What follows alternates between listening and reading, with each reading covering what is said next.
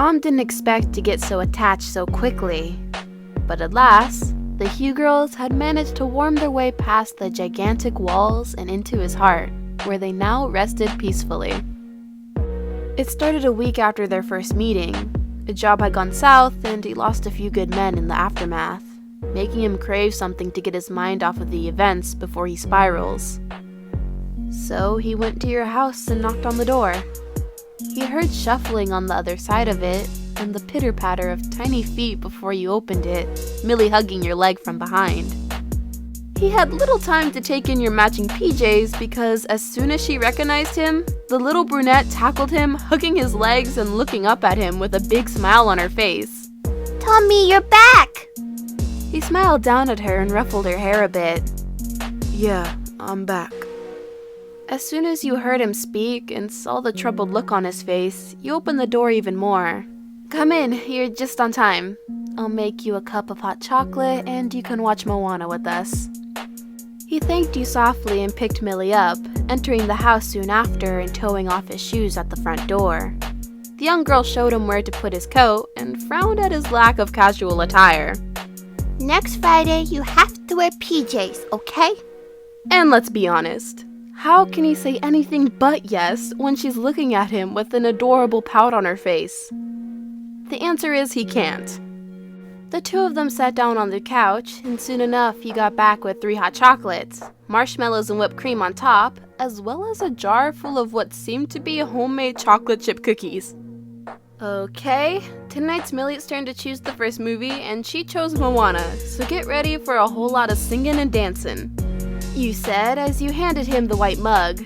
He smiled at the T-Rex pun on his, then took note of your black constellation mug and Millie's glitter one. The movie started, and he found himself caught up in 2 hours of singing, dancing, and dramatically saying the lines at the same time as the characters. Sometime during Cinderella, the little brunette settled down on the couch, buried in Tom's chest, while holding your hand, forcing you two to sit shoulder to shoulder. By the time Sleeping Beauty was over, she was fast asleep on his lap. He carried her to bed much like the first night while you cleaned everything up. He expected to have to go back afterwards, but you surprised him with 2 glasses of wine. Tell me what happened? He took a gulp of his wine and turned so he was facing you. "You're too good to be involved in what I do. Let's just say things didn't go according to plan, and I was beating myself up because of it." So you needed a distraction before you spiraled? He huffed out a laugh while you tilted your head to the side. "Yeah, exactly." You drank in silence for a few minutes until he looked back at you. "Can I ask about Millie's father?" You sighed and downed the rest of your drink in one go, looking off into the distance with a frown on your face. I got pregnant at 16. The condom broke and none of us noticed until it was too late. I lived with my aunt at the time and she was disappointed, but she supported me. I never knew how his parents took it. They probably didn't even know. For a while, everything was great because he only saw the good side of it. Sex without protection, boobs getting bigger. But then I started to gain weight and he didn't like that. He started spending less and less time with me until by the second week of him ignoring me, I broke and went to his house.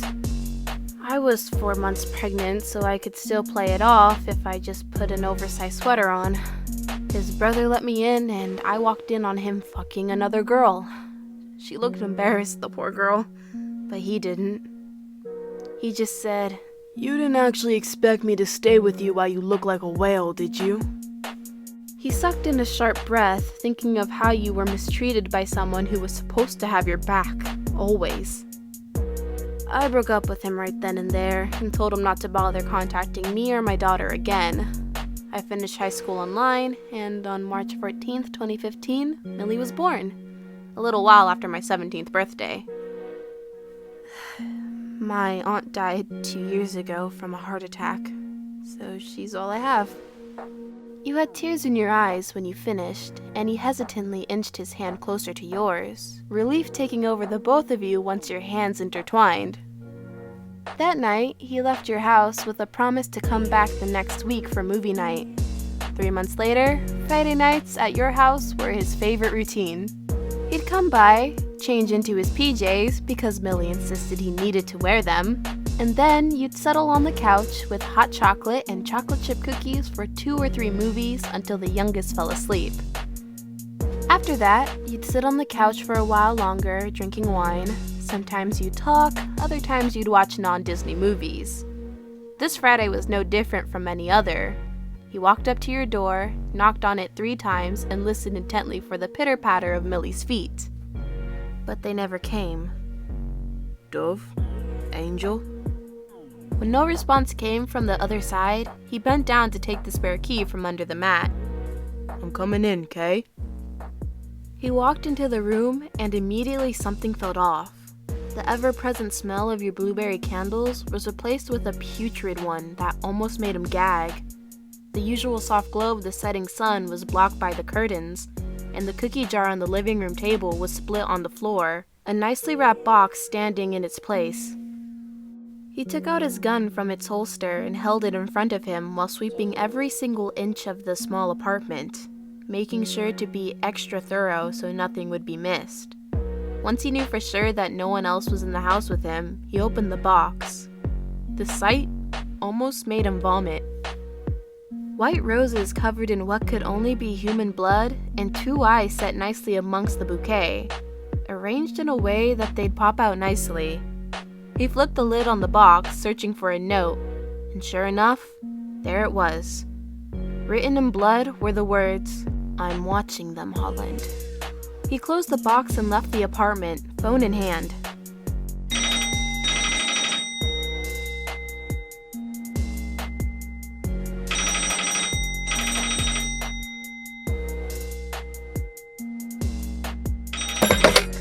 Yeah, mate. Haz, get Jacob and Dea to Dove's house right now. Something's wrong. What happened? He heard shuffling from the other side. The 3 of them were probably together and on their way over. The girls aren't home, and when I got here, there was a box on the table. White roses covered in blood and 2 human eyes. They left a note. Are you thinking it's... That's exactly what I'm thinking. We'll be there in 20. He raked his hand through his hair, internally cursing himself. He did this. This is his fault. If he'd been more careful, if he'd made sure the apartment security was good, if he hadn't gone so close to you, none of this would have happened if he just stayed like he was before. Alone. Lonely. Incredibly lonely. But now, he's had a taste of what his life could be like and couldn't give it up. He'd do whatever it take to get you back. He needed you back. He needed... Tom? He turned around and almost cried in relief when he saw the both of you standing hand to hand, a mere 10 feet from him, grocery bag in your hand. He crossed the hallway in 3 big strides and took you in his arms, Millie secured by his left arm while the right pulled you towards him. The young girl's hands were around his neck. She never said no to a hug, and his head was buried in the side of your head, though you were more focused on the words leaving his mouth in tiny whispers. You're here. You're safe. You're alive. Tom, what's going on? I promise I'll explain everything after, but right now I need you to pack each of you a bag. You're not safe here, and you need, with me, You never heard him sound so frantic, worried and downright terrified. Okay, I'll go pack. I'll be quick. You knew that if he said the apartment wasn't safe, it was true, so there was no point in arguing. You trusted Tom. Watch out for the smell, and whatever you do, don't open the box on the coffee table. Just pack and leave. Only essentials and any family things or something you couldn't leave behind. We'll take care of everything else after. You nodded and he reluctantly let you go, holding on to Millie like his life depended on it. Where's Mommy going? She's gonna get your PJs, Angel. We're having a sleepover at my house, okay? Okay. She busied herself with playing with the hair on his neck, threading her fingers through it calmly, not put off by his need to hold her close. Meanwhile, you took out 2 large duffel bags and focused on filling them with essentials instead of the awful smell emanating from your living room. A change of clothes for each of you, some hygiene products, some of Millie's art supplies along with her baby album, just in case. When you left the apartment, a man and a woman were entering it.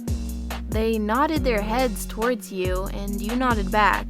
If Tom let them in, it must mean they're trustworthy. Harrison was outside hugging your giggling daughter with the matching smile on his face. As soon as Tom saw you, he took the bags from you, holding onto your right hand. You'll meet us at the house later? The blonde nodded and said bye to Millie, who then took your hand and followed the both of you to Tom's black Audi. He put the bags in the trunk and then guided her to the back seat where a pink, glittery booster seat was waiting for her. You shot him a look when he closed the door and came to stand next to the one on the passenger seat. I saw it on Amazon. He shrugged nonchalantly, as if that wasn't the single most thoughtful thing anyone had ever done for you, and opened your door like a true gentleman. The ride to his house was filled with different songs from various Disney movies and others you sang together that one time Millie wanted to spend Friday night singing songs and doing face masks. You tried to ignore the title of his playlist, but you couldn't deny that knowing he named it My Girls did something to you. After about 30 minutes, you got to his house. Scratch that. Mansion. It looked like something straight out of a movie. All pristine, white and grays, flawless lawns, and a beautiful fountain at the center of the driveway. He drove the car into an underground parking lot and led you to a glass elevator that allowed you to see as you went up to the lobby. Millie was looking around in awe from her place perched on Tom's shoulders. It was the only way to hold her, you, and the bags at the same time. A man greeted you, and Tom told him to take the bags to the guest room while you looked around. The interior of the house matched the exterior pretty well. All whites and grays, marble floors, and glass doors. You were so absorbed in the house that you missed the arrival of the Holland twins and were only brought back to reality after hearing Millie's excited squeal. Mommy, look! Tommy has a doggy! You looked down to see your daughter sitting on the floor in front of an adorable blue staffy. Well, aren't you just the cutest thing I've ever seen? You crouched down next to her and stroked her fur while Tom laughed and the twins looked quite offended. Well, hello there, Harry. It's been so long since I last saw you. How have you been? Good evening, girls. It's nice to see you too. Oh, you know, I'm just fine. You rolled your eyes at the curly-haired boy's antics and smiled at him before getting up and hugging each of the twins. It's good to see you boys too. Tommy, what's the doggy's name? For the first time since he knocked on your door almost an hour ago, Tom allowed himself to truly relax. You were both safe and happy in his house, by his side. Her name's Tessa. Can she come to movie night with us? She gave him a pleading look. And let's be clear, Tom had a rule about animals in the theater. It was a big no-no. No matter how much he loved Tessa, that place was his baby, and he wanted to keep it immaculate. That meant no food, drinks, or animals allowed. So naturally, there was only one answer he could give her. Of course she can.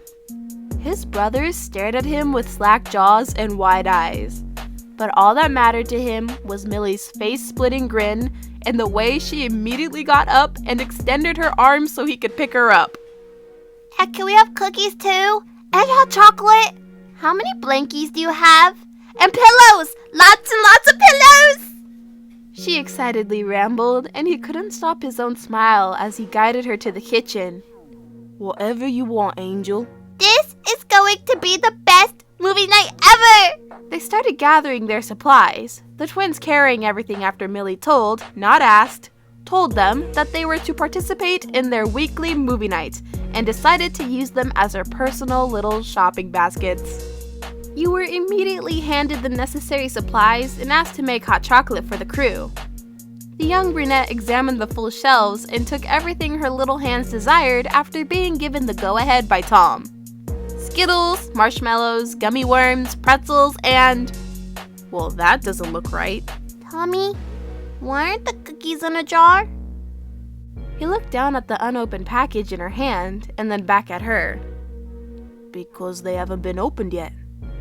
But the movie jar has to come to movie night with us. It's not movie night without our movie jar. We have to make you one.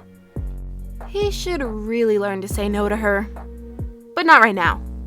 So he searched for an empty mason jar in all his cabinets, finding one that he remembered used to contain his mother's homemade tomato sauce, but that had long since been used up. He got it out and Millie guided him from her spot in his arms.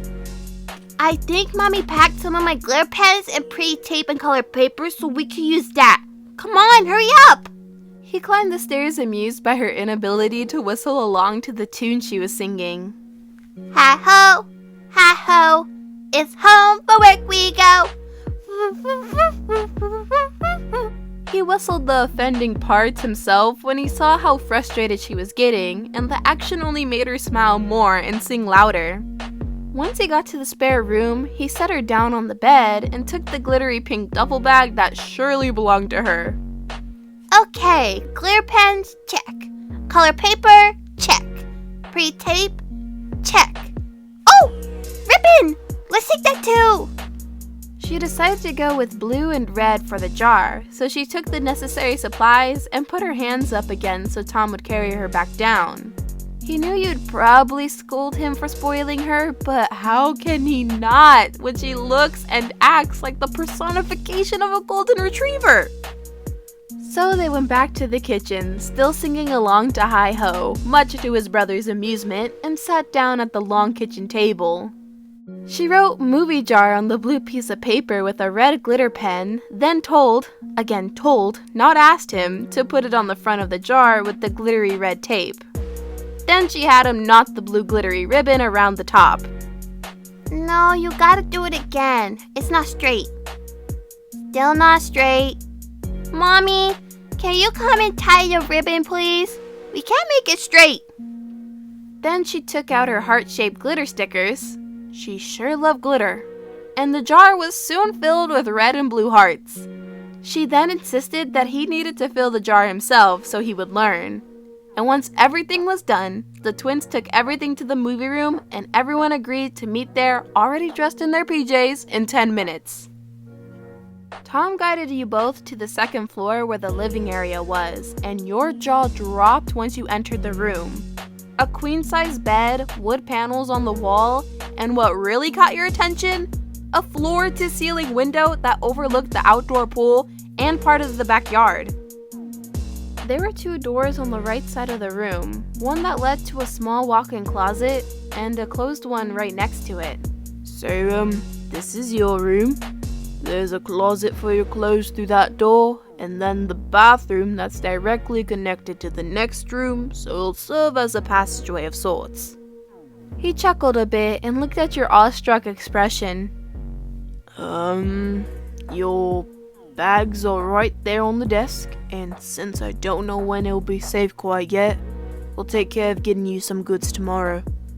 Don't fight me on this. If it weren't for me, you wouldn't have to stay here in the first place. It's the least I can do. You were about to start fighting him again, but he took your hand and dragged you through the bathroom, not allowing you time to properly marvel at its sleek design before opening another door leading to a different room.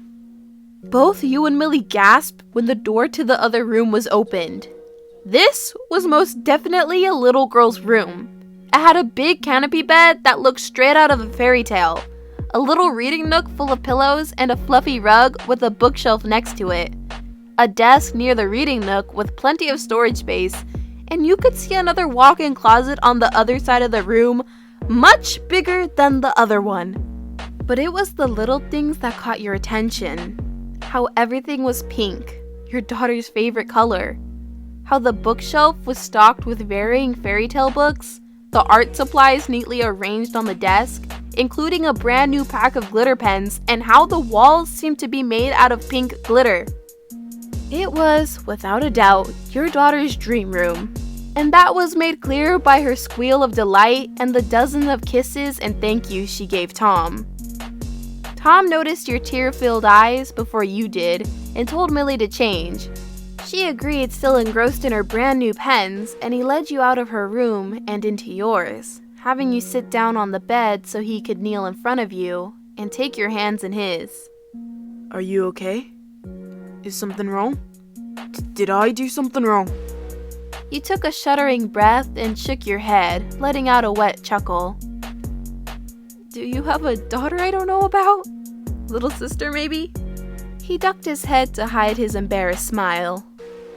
No, I had it made for Millie. Well, not made, obviously, it was already there.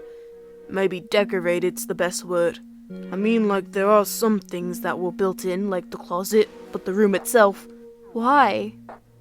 He paused, lifted his head to look into your eyes, and wiped a stray tear that left your eyes. Because ever since that first movie night, I knew I'd never be able to give you guys up again. Because you give me peace and joy and a home.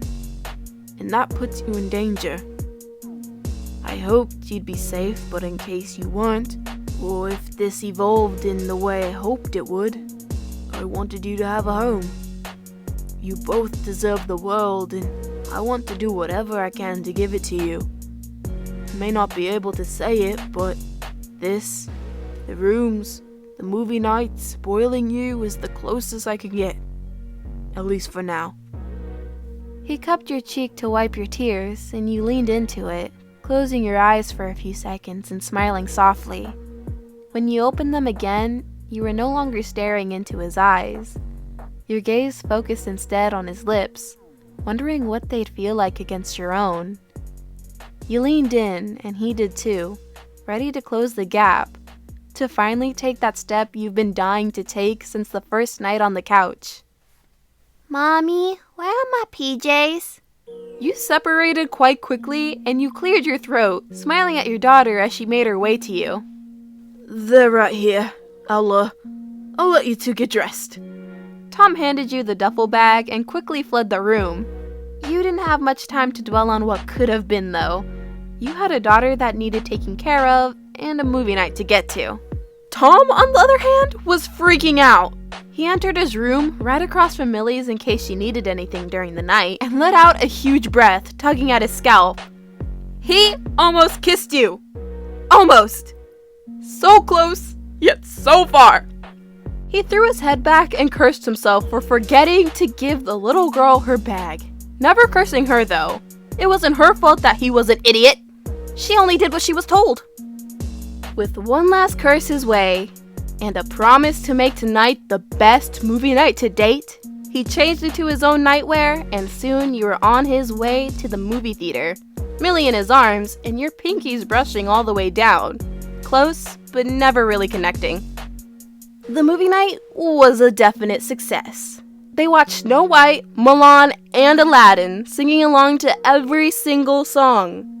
Hassa joined them halfway through Mulan and told Tom that they sent everything for analysis and results should be back by tomorrow afternoon at most. Tessa stayed close to Millie the whole time, whether that be jumping around as she marched to the song of Hi-Ho or laying down next to her when she inevitably fell asleep just after Aladdin started. You gradually moved closer to him, starting about a foot away at the beginning of the night, and ending up laying on his shoulder, his right arm pulling you close and twirling the ends of your hair in his fingers. When you put Millie to bed that night, Tessa stayed with her, laying at the foot of her bed and refusing to leave her new favorite human. He walked you to your room and you kissed his cheek, whispering one last thank you. That night, all three doors remained open, a silent invitation to enter if need be.